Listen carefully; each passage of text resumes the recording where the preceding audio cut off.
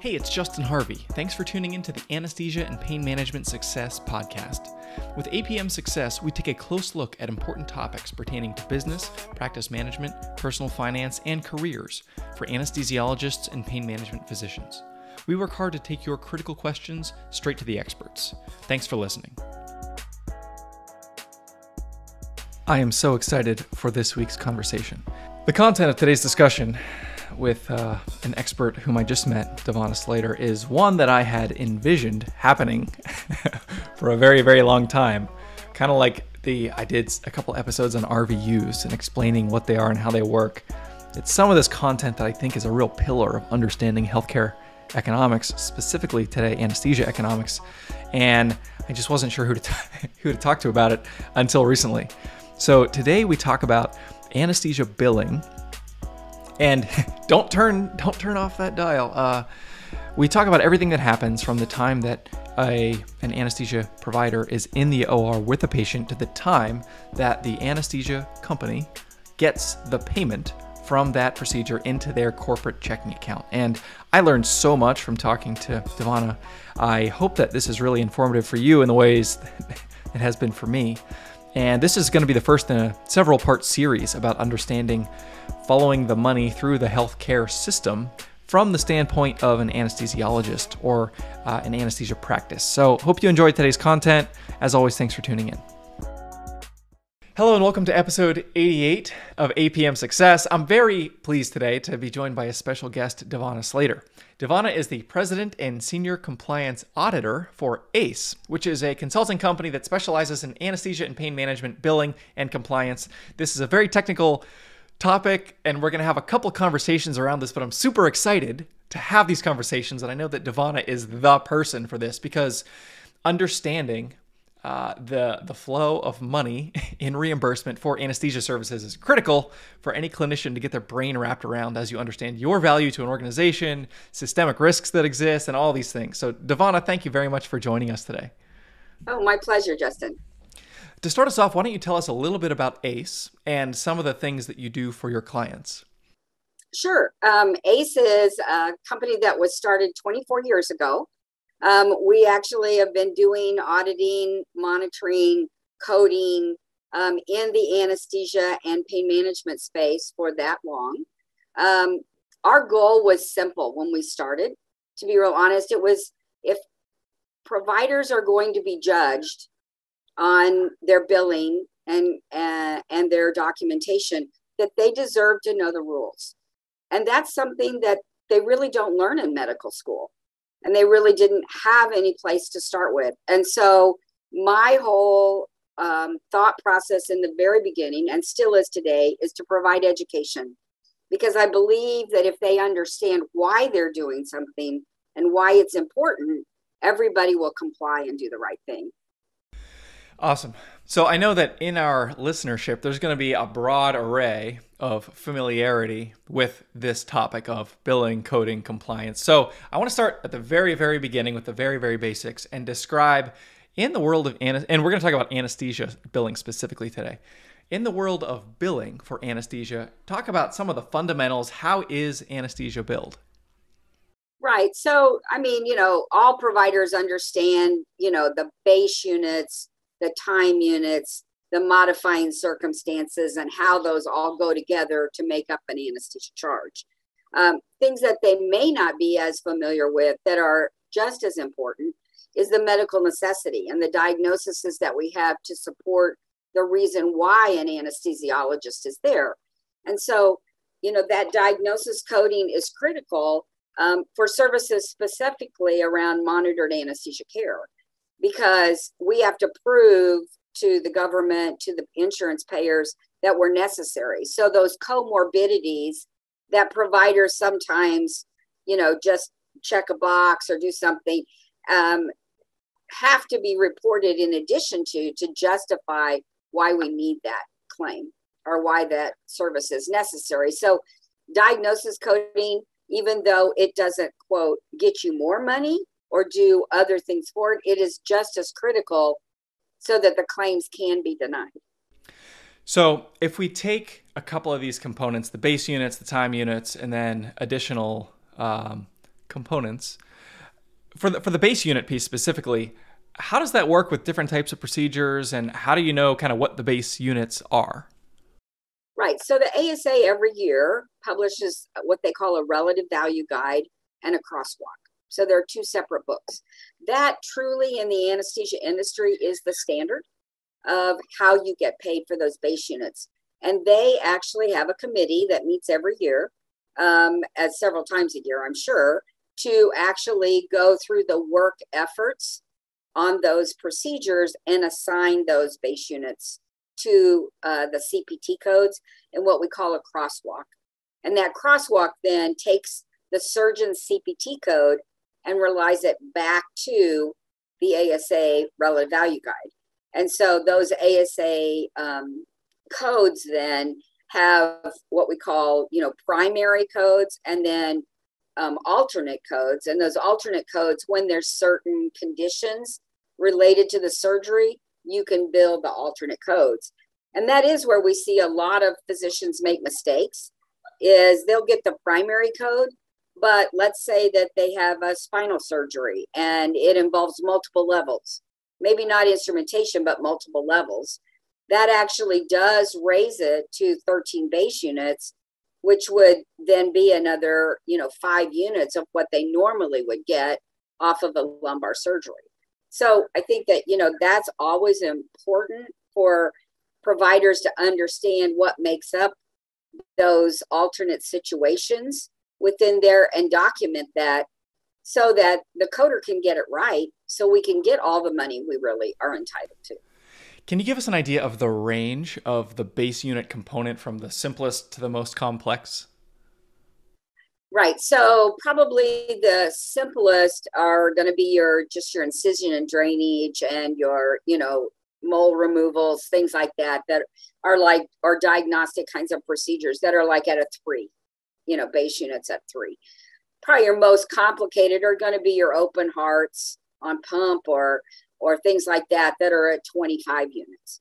So there's a variation, but, within those alternate units, 1 or 2 units may be the difference in those codes. And so even though that doesn't sound like a much, when every unit is worth $20, it adds up pretty quickly. And $20 is the Medicare rate. In managed care, a lot of times that's $75 to $100.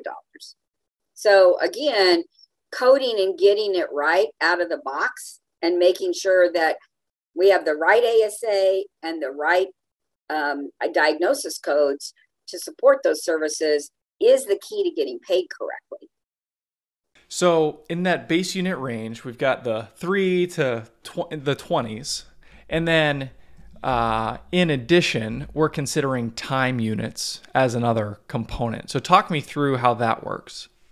Right. So because anesthesia doesn't control the time, the surgeon does. Time units has always been added to the base units. And we have fought very hard as a society not to have average times and not to do those kinds of things. It's very interesting over my career. We have seen them go from always rounding up to the nearest 15-minute unit, which some payers do, to now, actually just recently, May 1st, Cigna announced that they were going to go to actual billed minutes. So we're seeing a lot of the commercial payers adopt the government model, which is paying to the minute, which again is a huge hit for a lot of groups. A lot of my groups have done analysis, and it's anywhere from a 7 to 10% hit going and taking those units down. So renegotiating those contracts comes into play, and it's extremely important that we really pay attention to that, because none of us can afford that kind of a hit on our bottom line. Absolutely. So can you give us a sense for the magnitude? Obviously, this is what, maybe just give us a couple examples, but for different types of procedures, what is the base unit value and what is the time unit value and sort of the relative weights of those? Sure. So, probably some of your more basic, let's just take a basic colonoscopy, for example, it is worth in the Medicare system 3 base units. It usually takes, 1 to 2 time units, probably, let's say it takes 20 minutes. So, that would be 1.3 or 4 time units in there. So then you add those two together. And again, the definition of time is what's important, because we do see a lot of groups get in trouble over that. Anesthesia time is not supposed to start until you actually begin to prepare the patient in the operating room or equivalent area. And so some groups we've had, time paybacks where somebody didn't understand the definition and they thought it was when they met the patient. So they'd included their pre-op evaluation, which is really covered in the base units. You're not allowed to charge time for that. So that becomes kind of a important sticking point, is that definition of time. And then as long as they're face-to-face with the patient, until they can safely place them with PACU personnel or post-operative nursing, they're allowed to charge. And so we see a lot of groups on the back end lose money because they use out of the OR, not when they truly turn it over to operating personnel. Or in a recent audit that we did, we saw where they were actually turning the care over, but then going back to their desk and documenting in the EMR and then hitting anesthesia end time. So their end times were 20 minutes greater than that transfer of care to PACU, which would be a compliance issue. And you're not allowed to charge for documenting. It's that total face-to-face time with the patient that you're allowed to bill for. Got it. So for that colonoscopy example, 3 base units, maybe 1.3 time units. If we look at a more complex procedure, how does that equation change? So if you look like at a heart procedure, let's say that it's, just a routine bypass, which is 18 units, and then you get to bill specifically for the time that the surgery takes, which might be 3 hours, depending on how successful they are and how easy it is, how many different, things they need to do within that. But you also get to bill for something called ancillary services. So things that are invasive types of monitoring, such as a Swan Gans or an arterial line. Sometimes, transesophageal, echoes are billable or not billable, depending on the procedure. In routine hearts, in a cabbage procedure, it's considered monitoring. But in your valve repairs and things like that, it's diagnostic. So when it's diagnostic, Medicare and the other carriers allow you to, quote, add a modifier and be able to bill for those services. So those diagnostic services do make a big difference. And again, the key is on that TEE report for the physician to report whether it's monitoring or whether it's truly diagnostic. Understood. So if we sort of recap this and take the component parts, we got 18 base units. We've got, if it's a 3-hour procedure, is that 15-minute increments, 1 unit per 15? Correct. So that would be 12. Another 12. So we're at 30. And then we've got ancillaries. Can you give us a sense for, in the case you just described, if you're doing some of those ancillary types of procedures, what type of value is associated with those? Right. So those are all surgical procedures and are really usually done by the Medicare fee schedule. And you can get online at cms.gov and actually put in physician fee schedule and find out the relative value units. So those are measured in the RVUs.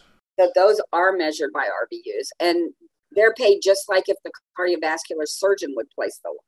So you're you're outside of the anesthesia community and really in the surgery community when you build those services. So if you look at the big picture then, in this example, we've got the ASA sort of billing method happening in conjunction with the surgical CPT RVU world at the same time. Correct. And the important thing for surgeon or for anesthesiologists to kind of remember, and again, we'll talk about post-op pain probably next or a little bit later, but you can only wear one hat at a time. And so there is a big controversy about when can you be wearing your anesthesia hat and when can you wear your surgery hat. And Norm Cohen from the ASA actually wrote an article several years ago, did an excellent job to actually distinguish, before induction, lines placed before induction, you should not bill for time. But if the line happens to be necessary after induction or done after induction, then you don't have to subtract your time. You can leave it in. So things like the swan gans is usually done. Nobody wants to, have somebody come at you with that big honk of a needle to your neck and be awake. And so usually the swan, but the arterial line a lot of times is done out in the holding area, and it is used to monitor them as they go to sleep.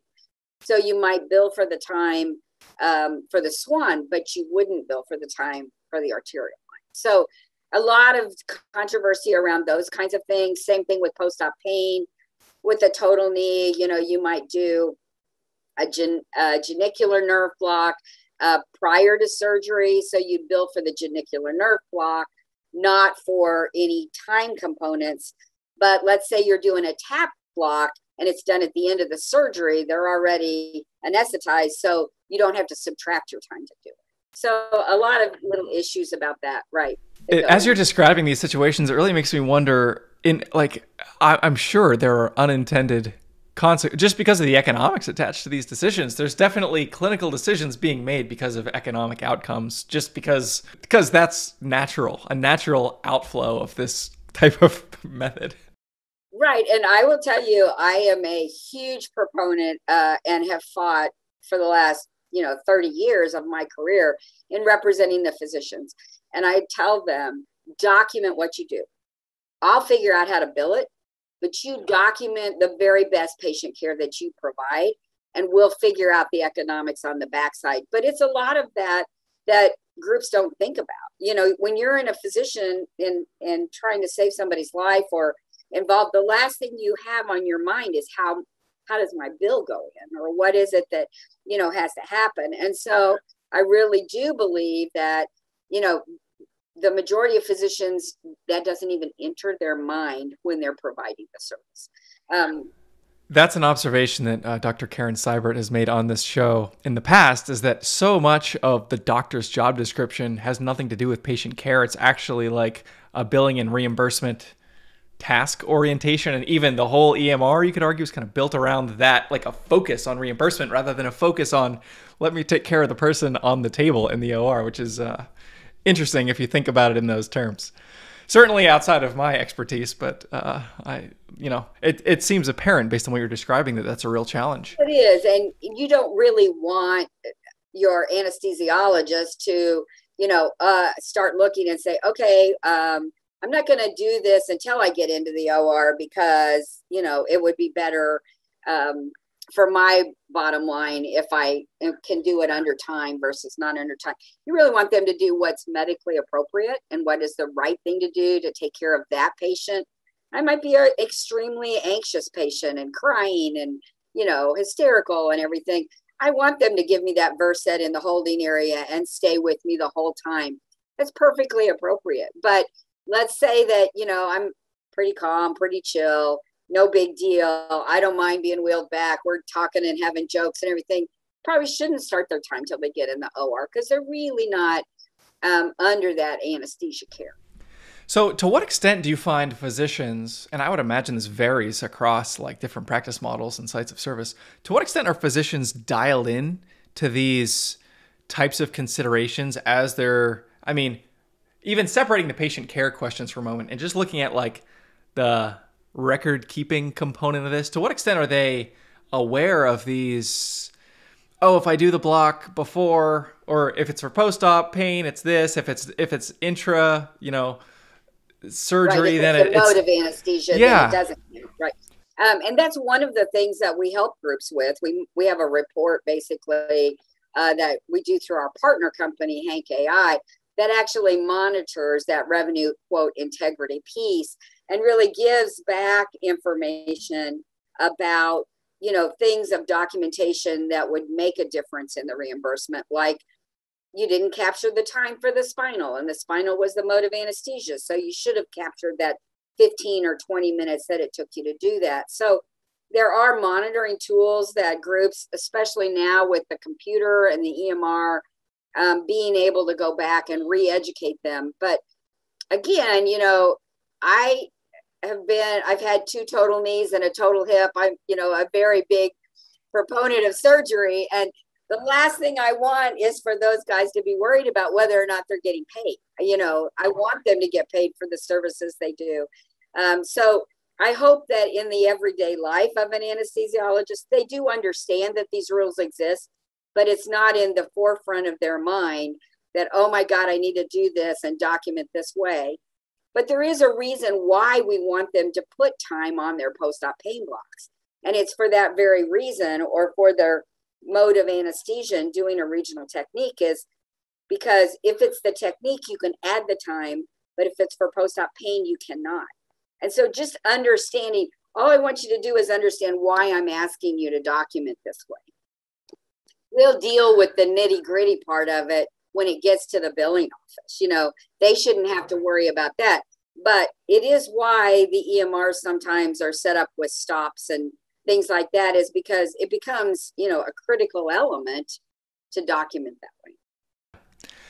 In the next minute or two here, I want to walk through from the time the anesthesiologist puts their hand on the shoulder of the patient and is preparing them for surgery, to the time the money from the insurance company hits the checking account of the anesthesia practice. As much as we can sort of simplify this, because I know there's a million moving parts and it depends on a lot of different things, but maybe walk me through that process, the key components and the key players who help sort of move this billing unit all the way down the line. And your listeners are probably very familiar with what goes on from the pre-eval to the interop to closing the record. Okay, so we'll just start with closing the record. Okay, so, and why that's so important is that's close the record is because there's something called concurrency in the billing world. And we have to capture all cases on a date of service to be able to run that report.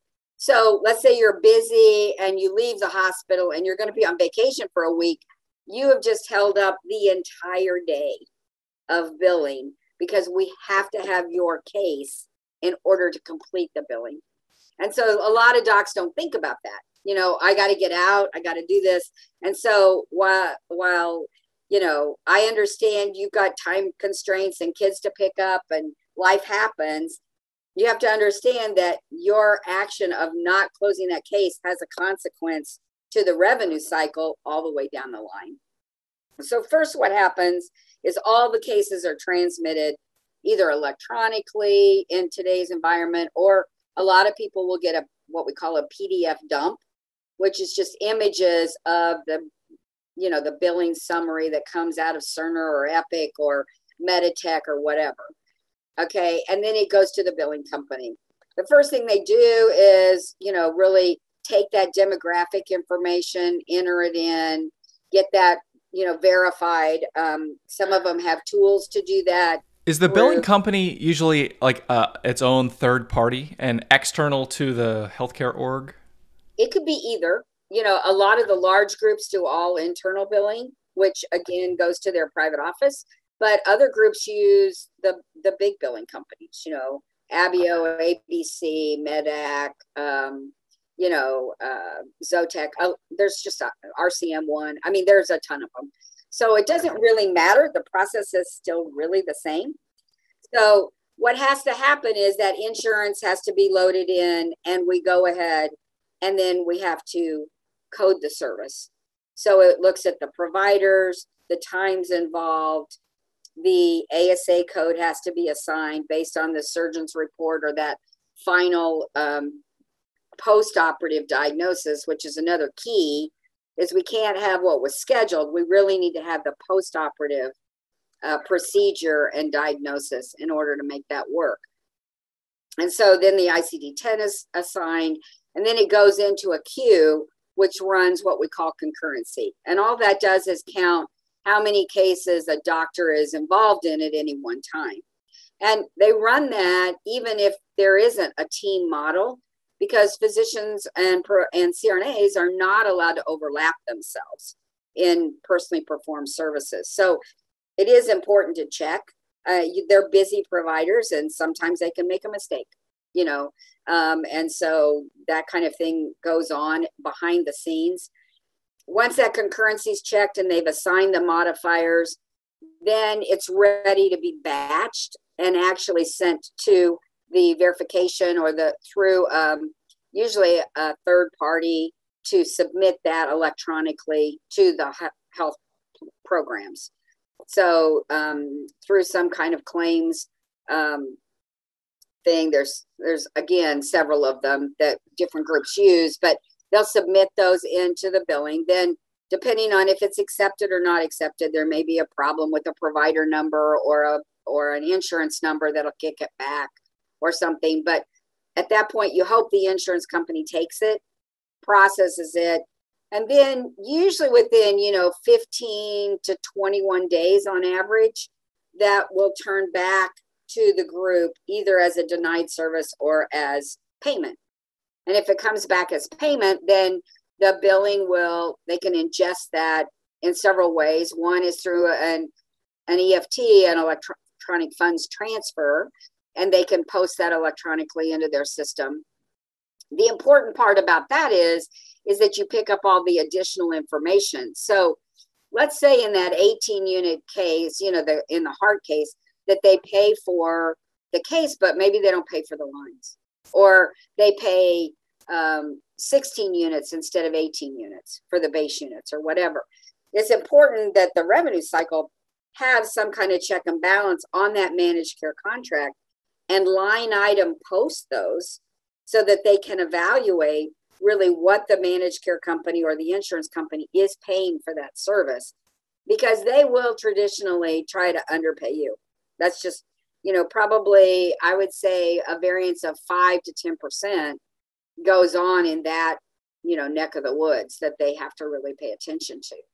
So I think, from there, they post it, then they'll file either a secondary claim or it'll be a patient balance. Statements will go out to the patient at that point, and hopefully, they get that money.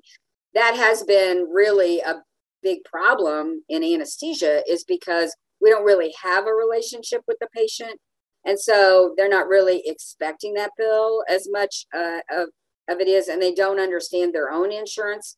So those higher deductible plans, things like that, have added a lot to anesthesia revenue cycle work in really getting those balances collected, which is why it's important to take credit cards, make it easy, PayPal, anything like that, because millenniums, specifically are more inclined to click on their phone and pay a bill and do that kind of thing. And so if you're not sending out messages either to their phone or in their email that makes it easy for them to pay, you're not going to get paid. That's just the way a lot of young people, and I say that as a 62-year-old person, I can remember when we actually sent a bill and got paid, that all the way back. The good old days. Doesn't happen that way anymore. Does not happen anymore. Oh man. Okay. This has spawned so many questions in my mind. So I'm drawing a little flow chart here on my desk of the different entities and the different parties and their different jobs. So the billing company is going to batch the PDF dump or the electronic data that they receive. And then it sounds like they separate it by payer, probably. If 100 patients come in. They have to keep all the cases for that data service together. Okay. So it gets separated when they send that big file off to the clearinghouse. The clearinghouse then separates it and sends it to the individual payers. Got it. And the clearinghouse, that's the claims processor that you mentioned? Okay. Got it. So there's obviously different payers and there's different types of contracts. And the different contracts are going to dictate how the anesthesia services are going to be reimbursed. So can you talk a little bit about some of the different types of payers, whether they're government or commercial or maybe other like managed care contract, and how that works and what it means for the anesthesia company? Sure. So the anesthesia revenue cycle group will have a master insurance that's loaded from the contract. So let's just say, for an example, we have a commercial payer that we hold a contract with, and we get $100 a unit. And we're supposed to get paid for our physical status, our modifying units, our qualifying circumstances, all the things that the ASA says we should be paid for. Okay, so you would load that information into your revenue cycle system. And so when you charge that out, it goes in and checks against those tables and says, oh, I know I need to bill for my physical status P3 and I get 1 unit for that. Oh, I know this is an emergency, so I get 2 units for that. And I need to add that 99-100 on. So you actually get to add those things together to make a bill, and that bill's submitted. The important part is when it comes back, did the payer pay according to that? And this is where that line item posting and understanding that revenue cycle contract and how that post deals with what we would call an exception report in the business of maybe they paid for the anesthesia service, but they didn't pay those physical status, or they didn't pay those qualifying circumstances. And the contract says they're supposed to. So if you don't appeal that or challenge that, the insurance company just saved $100 because of that of not paying for that P3 or not paying the emergency on it. And that's where we see, a lot of quote lost revenue in not monitoring those contracts. Is there any mechanism for accountability with an insurance company that doesn't pay contractually obligated rates or procedures, or if they just knock off the last 2 units because somebody back at corporate didn't think that you needed to do that CPT code for this type of procedure and they withhold it, and then you got to go back and forth with them?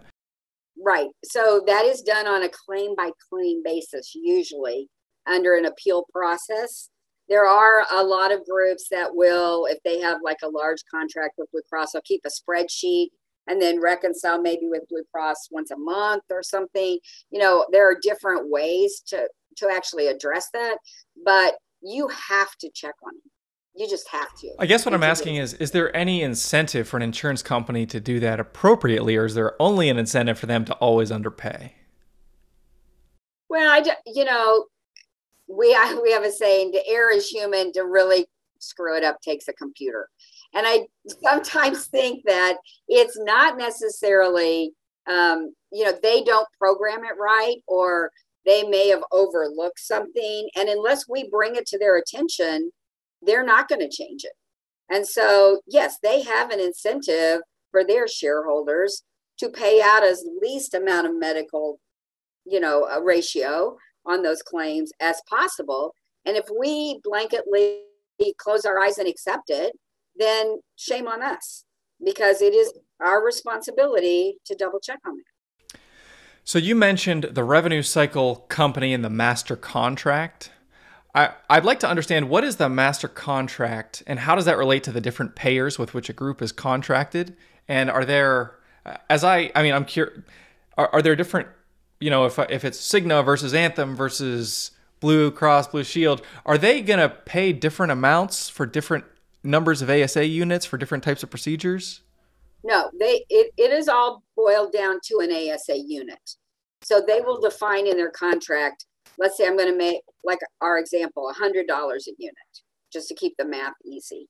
So they will pay $100 a unit for that, and maybe partial units on the time, but they will always pay that $100. Now, your ancillary services are paid differently based on the surgical fee schedule that they have, but anesthesia is simple like that. But Cigna might be at $75, and United Healthcare might be at $82, and Blue Cross at $100. I mean, each one does have a different rate schedule that they pay those at. That, when in the old days, in the very beginning when I started, I posted payments. That's one of the jobs that I had to do in a small billing company to get started. And you do get to where you can eye it and say, oh, this is 13 units, this is 12 units, this is 11 units. And back in those days, that's how we checked it. But in today's environment with the computer and stuff and the massive number of services, some of these billing companies are huge, and they're processing hundreds of thousands of claims a day. To rely on a human to eye check or spot that and not use the computer tools that are available is a mistake in today's environment. So I'm curious to know how this relates to a group going out of network. I know there were recent headlines with, I think it was UHC and Envision, and that's a huge number of physicians who are employed by Envision, and many of whom are anesthesiologists. And this happens periodically. There's like a big insurer and a big doctor group that like they're no longer in network. The doctors aren't. And so can you talk me through what does this mean from a billing standpoint, from both the physician practice as well as the patient experience?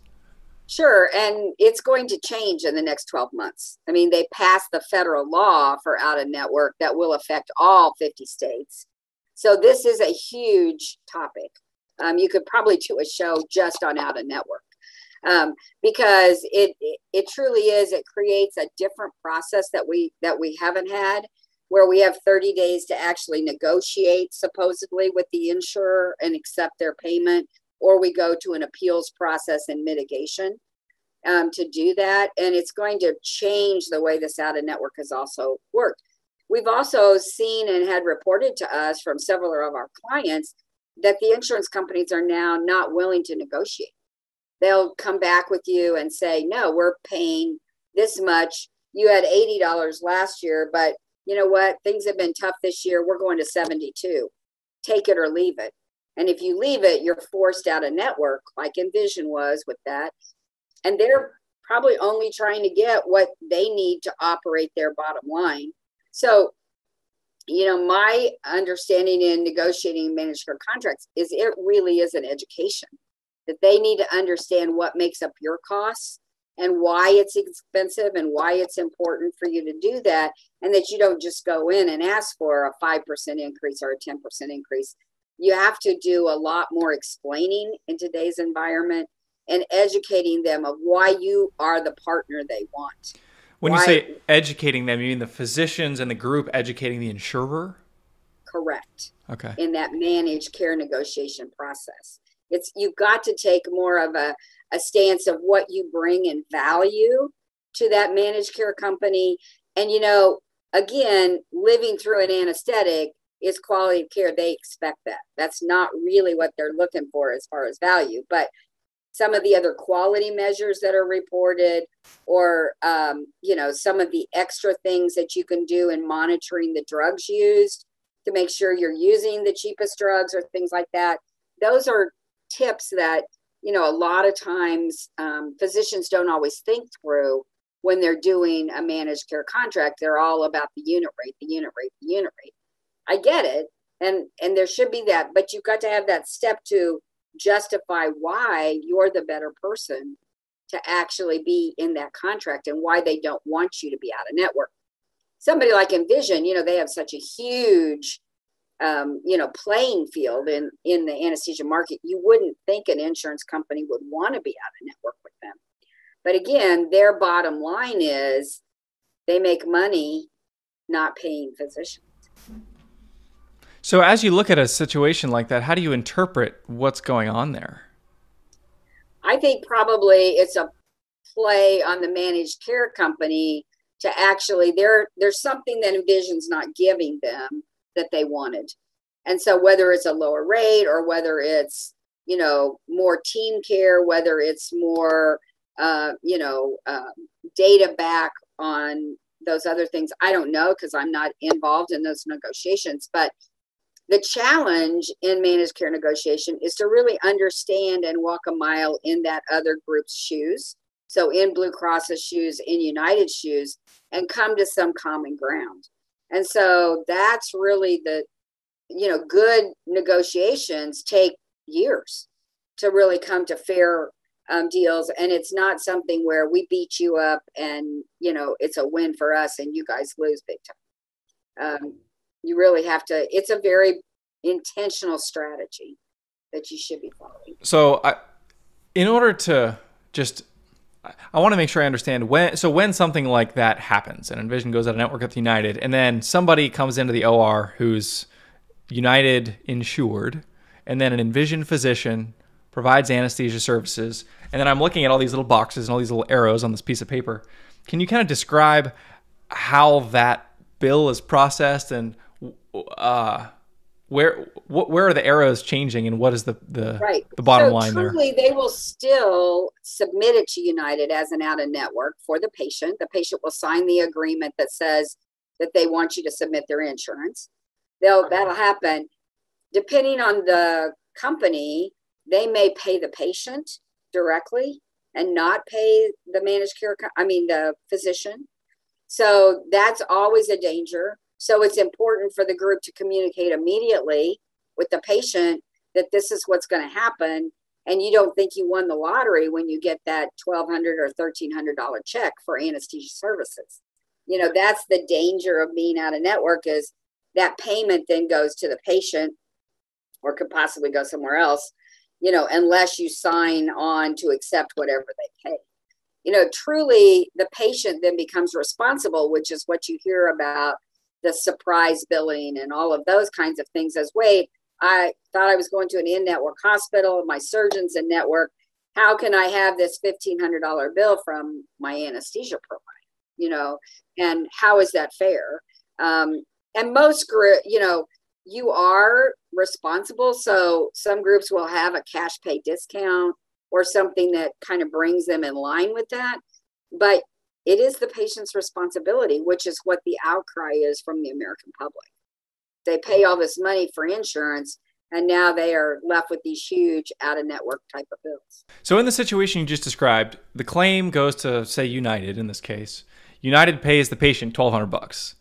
United probably had some method to derive the amount of money that the patient was getting. So if they're out of network, what method is United using in that instance? That's all proprietary. So each one of them may do it differently. Some of them will pay in-network rates. Some of them pay much less than that. They'll pay, and each contract, if you go pull your own insurance contract and read what it is they're going to pay on out-of-network benefits, like mine is a huge penalty. They'll pay like 25% of billed charges on out-of-network. And that leaves me responsible for 70%.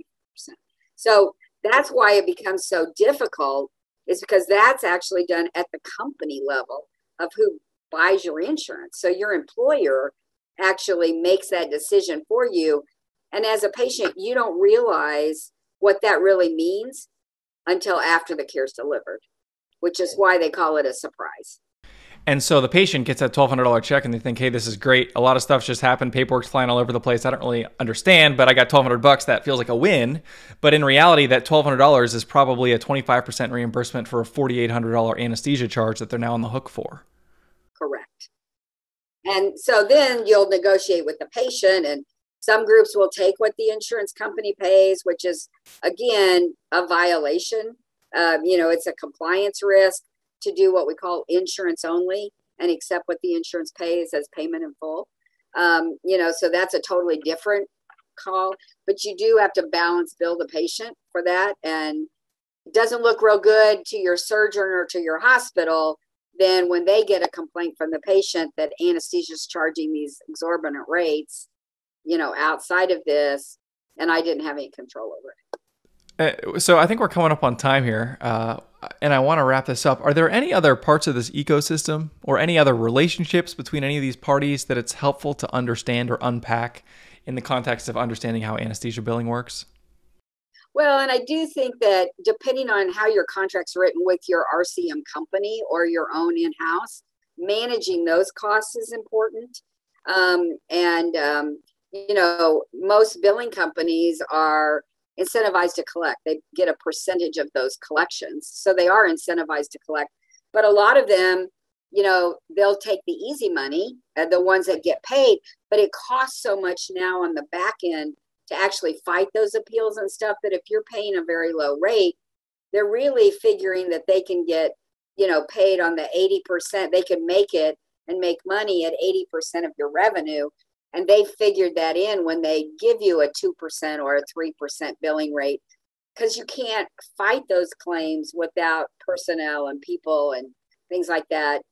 So remember, if you've got this great rate, you may be losing revenue on top of that, because you don't have the personnel to fight it. So it's kind of a Peter to pay Paul. Do you spend $100 to get $1,000? Or are you really happy with $80? Yeah, wow. Okay, well, let's wrap it up there. And I want to continue this conversation in subsequent episodes. But Devona, it's been great speaking with you today. Anybody who wants to check out their website, it's aceanesthesiapain.com is Devona's consulting company. If any of this has piqued your interest, you want to talk to her about auditing your own billing and compliance processes, or learn more about some of their expertise, would encourage you to check that out. Devona, thank you very much for your time today. And I look forward to continuing this conversation soon. Thanks so much. If you liked what you heard this week, head on over to apmsuccess.com, where you can find more content and free resources to help you build a successful career in anesthesia and pain management. If you wanted to leave a review in iTunes, I'd also really appreciate it. Thanks for using some of your valuable time to join me today on APM Success.